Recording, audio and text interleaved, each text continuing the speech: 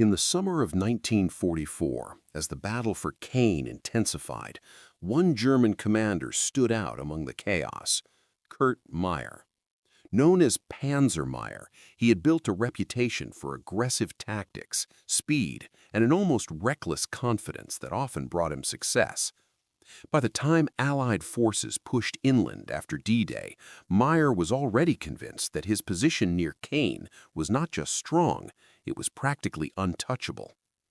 He commanded the 12th SS Panzer Division Hitler Youth, one of the most fanatical and controversial formations in the German army.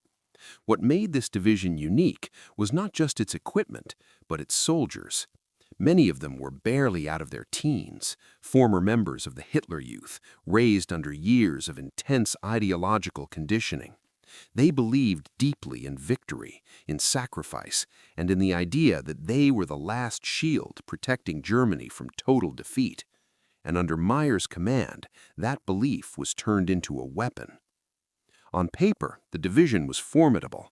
It was equipped with Panther tanks, 45-ton machines with thick frontal armor and powerful high-velocity guns capable of destroying most Allied tanks at long range. In open terrain, these tanks were deadly. Combined with experienced officers and a defensive strategy built around ambush tactics, they formed a force that even veteran Allied units approached with caution.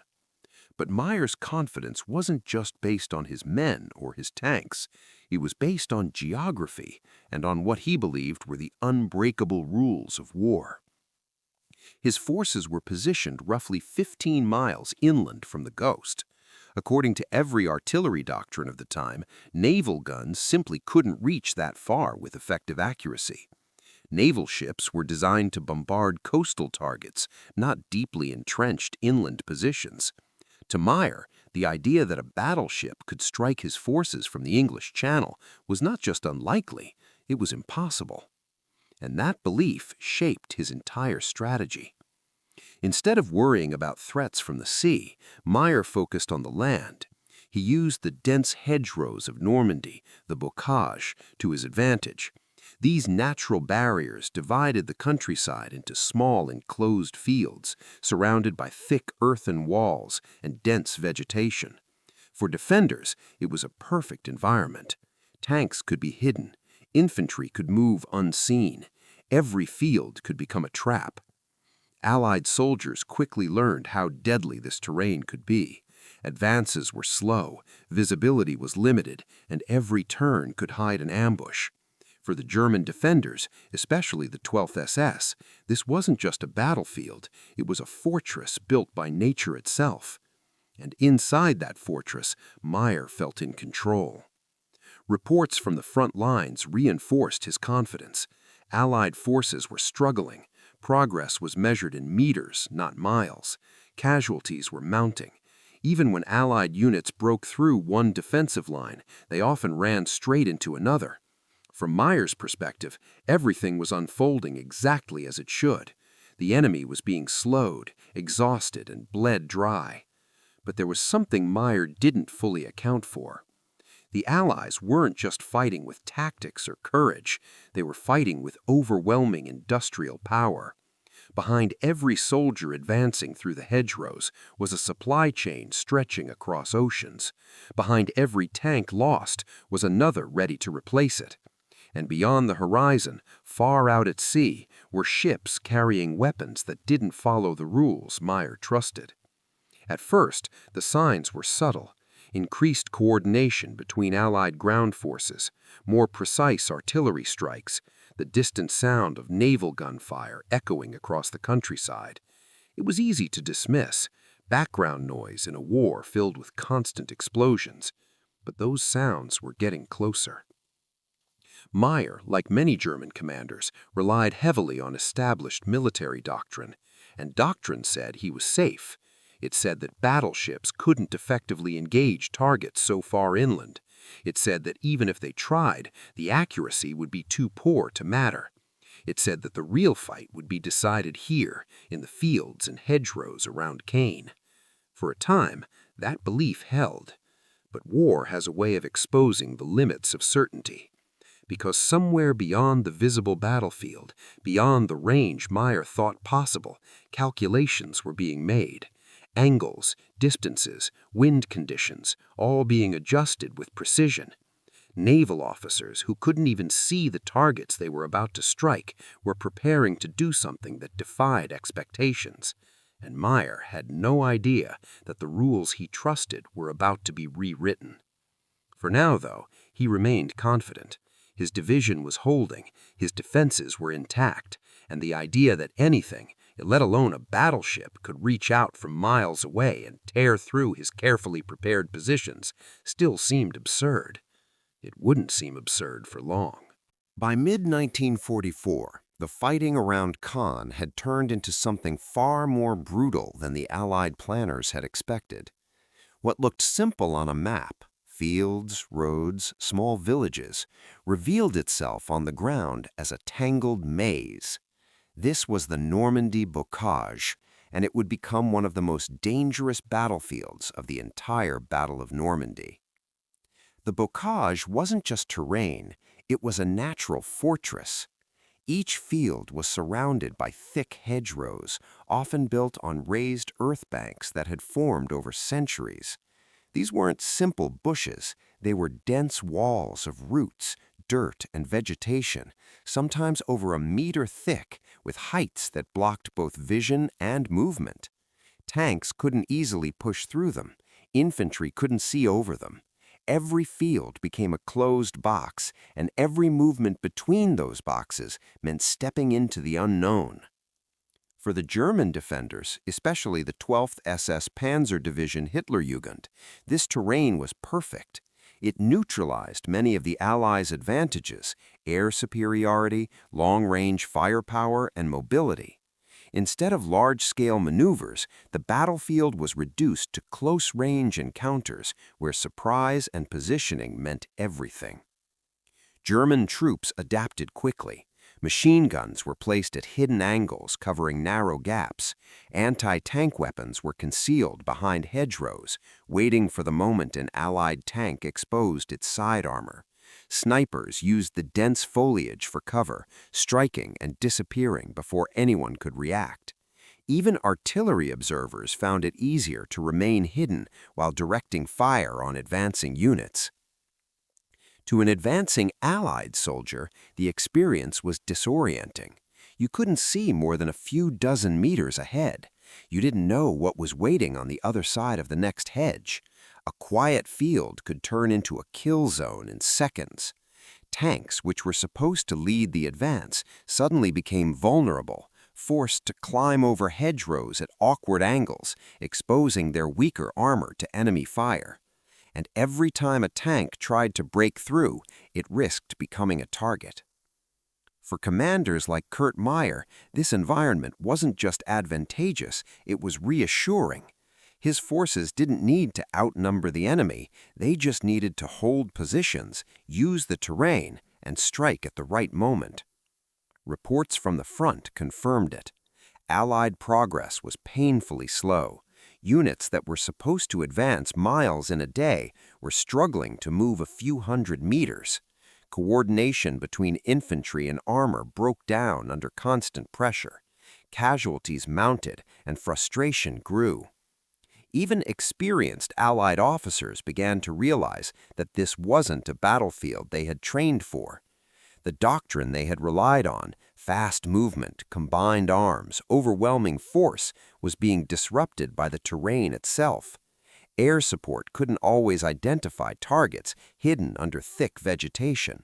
Artillery fire, while powerful, often lacked the precision needed to eliminate well-concealed positions. And every failed advance gave the German defenders more time to prepare the next ambush. The bocage leveled the playing field, but it also created a dangerous illusion. For the Germans, success in this environment began to feel like control. Each repelled attack reinforced the belief that the line could hold. The hedgerows became more than cover, they became a natural ally that seemed to favor the defender at every turn. Meyer leaned into this advantage. His units didn't just defend, they launched aggressive counterattacks to keep Allied forces off balance. Panther tanks were used carefully, striking from concealed positions and then withdrawing before they could be targeted. Infantry units moved through hidden paths, exploiting their familiarity with the terrain. It was a deadly rhythm, and for a time it worked. But there was a flaw in this apparent perfection. The same terrain that protected German forces also limited their awareness. Information moved slowly, communication lines were vulnerable, and while the hedgerows could hide a machine gun nest or a tank, they couldn't hide everything, especially not what was coming from beyond the land itself. Out at sea, far beyond the hedgerows and fields, Allied naval forces were watching, calculating, and preparing. They didn't need to navigate the bocage. All they needed were coordinates. And once those coordinates were confirmed, the entire nature of the battlefield could change in an instant. For now, the men of the 12th SS held their ground. The hedgerows stood firm. The Allied advance slowed to a crawl. And inside this green labyrinth, it still seemed like the defenders had the upper hand. But the battlefield was about to expand in a way no hedgerow could contain. By early July 1944, the battle for Caen had reached a breaking point. Nearly a month after D-Day, the city that had been one of the primary objectives on the first day still remained in German hands. For the Allies, this wasn't just a delay, it was a growing strategic problem. Caen was more than a city, it was a gateway. Its road networks and open terrain to the south made it essential for any large-scale breakout from Normandy. As long as German forces held it, Allied momentum remained trapped in the dense bocage. And at the center of that defense stood the 12th SS Panzer Division Hitlerjugend, along with other hardened units determined to hold the line at any cost. The Allies had already tried to take Caen more than once. Each attempt had met fierce resistance. Carefully planned defensives slowed into grinding attrition battles. Villages changed hands multiple times. Gains were measured in small increments, often paid for with heavy casualties. The Germans, using terrain and defensive discipline, had turned every approach into a battlefield of delay.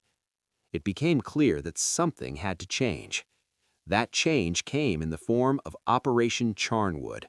Launched in early July, it was a coordinated British and Canadian offensive designed not just to push forward, but to finally break into Caen itself. But this time, the plan relied on something different. Instead of depending solely on ground assaults, the Allies prepared to unleash a level of firepower that the German defenders had not yet experienced on this scale. The operation began with a massive aerial bombardment. Hundreds of Allied bombers flew over northern Caen, dropping thousands of tons of explosives. Entire sections of the city were reduced to rubble. The goal wasn't just destruction, it was shock. Disrupt communication, break defensive cohesion, force German units into confusion before ground forces even advanced. For the soldiers on the ground, the bombardment was overwhelming. The sky filled with aircraft. The sound was constant. Engines, explosions, collapsing structures. Even for experienced troops, it was difficult to process. And yet, despite the devastation, many German units survived. Dugouts, cellars, and reinforced positions provided just enough protection for defenders to regroup once the bombing passed. And that was the problem. Air power alone wasn't enough. As British and Canadian troops advanced, they once again encountered resistance. Machine guns opened fire from hidden positions. Anti-tank weapons engaged advancing armor. The same pattern repeated. Progress, contact, delay. Even after one of the largest bombardments of the campaign, the German defense had not collapsed. Commanders on the Allied side understood the risk. If Operation Charnwood turned into another slow, grinding battle, it would cost time, and time was something they couldn't afford to lose. German reinforcements could arrive, defensive lines could stabilize, the opportunity to break through could disappear. So they escalated. Artillery was brought in at a scale rarely seen before. Field guns, medium artillery, and heavy batteries were coordinated to deliver continuous fire on identified German positions. But even this had limitations. The bocage still interfered with observation, targets were difficult to confirm, and while artillery could suppress, it didn't always destroy. What the Allies needed was something more precise, more powerful, and more unexpected. That's when attention turned toward the sea. Off the Normandy coast, Allied naval forces had already been supporting operations since the beginning of the invasion. Warships had bombarded coastal defenses on D-Day, helping to clear the way for landing troops. But now, planners began considering a different role for these ships, one that went beyond anything originally intended. The idea was simple, but risky. Use battleships to strike targets far inland. According to traditional military thinking, this wasn't practical. Naval guns were incredibly powerful, but their effectiveness decreased with distance. Accuracy depended on visibility, observation, and reliable targeting data. Firing at unseen targets miles inland pushed those limits. It required coordination between ground observers, aircraft, and naval crews, all working together in real time. But the situation around Caen demanded bold decisions. If the German defenders couldn't be broken by air or land alone, then the Allies would combine everything they had: air power, ground forces, artillery, and now naval firepower reaching deeper than anyone had expected. For German commanders like Kurt Meyer, this shift wasn't immediately obvious. From his perspective, the battle still followed a familiar pattern. The Allies attacked, his forces resisted, losses were taken on both sides, but the line held. Yet beneath that surface, the nature of the fight was changing. Coordinates were being gathered, forward observers were marking targets with increasing precision, communication between units was tightening, and out at sea, ships equipped with some of the largest guns ever mounted on a warship were preparing to fire not just at the coast, but far beyond it. The stage was being set for something the German defenders had not planned for. Because Operation Charnwood was no longer just a ground offensive, it was becoming a fully integrated assault, one that would bring air, land, and sea together in a way that blurred the boundaries of the battlefield itself. And once that boundary disappeared, nowhere would be truly safe. Far beyond the bocage and the shattered streets of Caen, the Allies had a weapon the Germans hadn't fully considered: the massive guns of HMS Rodney. At 16 inches in diameter, each shell weighed roughly a ton, and each could punch through concrete and armor alike. These weren't just artillery pieces, they were industrial-scale instruments of destruction, built to reshape the battlefield from 20 miles away. HMS Rodney had already proven itself during the early stages of the invasion, bombarding coastal fortifications to help troops land. But now, planners wanted to push the ship to its limits. Instead of firing at obvious coastal targets, they aimed inland at the positions of the 12th SS Panzer Division Hitlerjugend. According to standard doctrine, these targets were too far away for reliable engagement. The guns could reach the distance, but accuracy was highly uncertain. Even slight errors in calculations could render the bombardment useless. To compensate, HMS Rodney executed a maneuver no naval manual recommended. The ship tilted slightly, adjusting its elevation to maximize range, pushing the guns past the limits of conventional firing tables. Target coordinates were relayed by forward observers and aircraft, with each calculation accounting for wind, air pressure, and the Earth's curvature. The shells would fly for roughly 60 seconds before impact, giving them time to cover 20 miles over land, unseen by the sailors themselves. On board, the crew worked with meticulous precision. Each massive shell was exhausting labor. Each gunpowder charge had to be exact. Any misstep could destroy the weapon or cause a catastrophic failure. Yet the men carried out the procedure with disciplined repetition, fully aware that lives depended on their skill. The tension was palpable. At the same time, German forces remained unaware. Inside the bocage, commanders like Kurt Meyer believed the inland distance made them safe. Panthers rumbled through the hedgerows, infantry moved between fields, and defensive positions were reinforced. No one expected that over the rolling countryside, 1-ton shells would soon fall with unimaginable force. The first salvo launched. The shells arced over the landscape, invisible to the naked eye, landing precisely on entrenched positions. Explosions ripped through hedgerows and fields. Machine gun nests were obliterated. Tanks were caught off guard, their immense armor no protection against the shock wave and fragmentation. The force was so great that eyewitness accounts describe one Panther tank being thrown into the air. For soldiers on the ground, it was surreal. Steel and earth collided with a violence that seemed impossible from so far away. Forward observers relayed adjustments. Each subsequent shell refined targeting, striking deeper into German defenses. The combined effect of shock, confusion, and destruction shattered cohesion. Where Meyer had believed he was safe, chaos erupted. Units that had been confident just minutes earlier now scrambled to regroup, attempting to escape areas under bombardment. HMS Rodney's barrage didn't just destroy equipment, it shattered the illusion of invulnerability. The German defenders, who had relied on distance and terrain for security, were suddenly exposed to a power they could neither predict nor counter. Every shell demonstrated the lethal reach of Allied industrial might and coordination.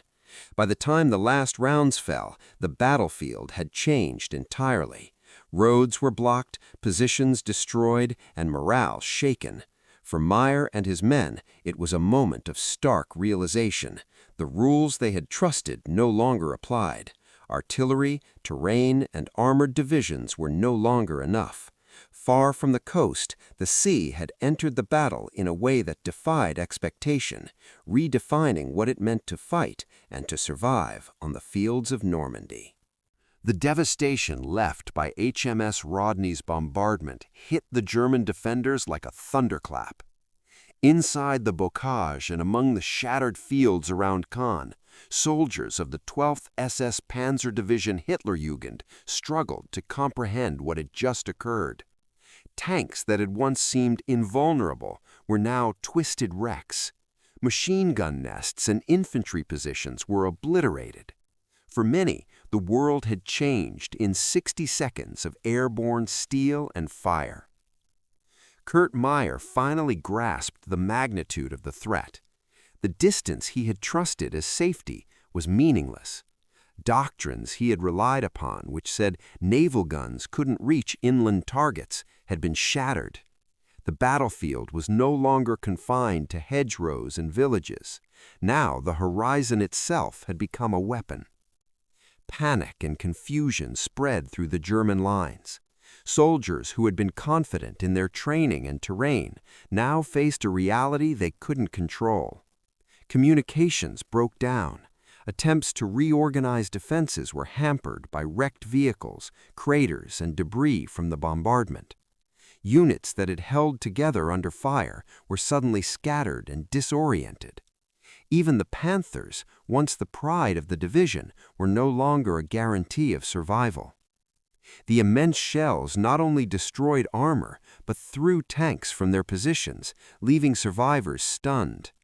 A tank commander described seeing the earth itself erupt as steel landed, feeling powerless against a force that had come from miles away with lethal precision. The psychological impact was perhaps as significant as the physical damage. Soldiers who had trained for months, who had fought fiercely in previous engagements, realized that no matter their bravery or skill, some threats could not be met with bullets or courage alone. The rules of engagement they understood had been rewritten by the sheer scale of Allied firepower. For Meyer, the lesson was harsh. His elite division had been outmatched not by numbers or courage, but by industrial capacity and coordination. The Allies could deliver destruction far beyond what the Germans could achieve. Tanks, infantry, and terrain, which had been his sources of confidence, now seemed fragile against the combination of naval bombardment and meticulously calculated strikes. The broader implications became clear quickly. Holding Caen was no longer a matter of tactical skill, it was a question of resources and time. The Germans could delay the Allies, but they could not match the relentless production and precision of Allied forces.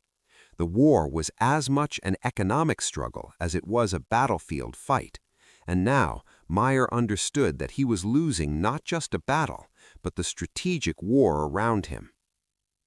Despite the chaos, some units attempted to regroup, but every action was under threat from unseen guns miles away.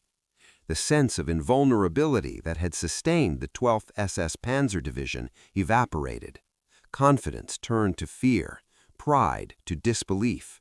The terrain that had seemed their greatest ally now was a fragmented maze of destruction.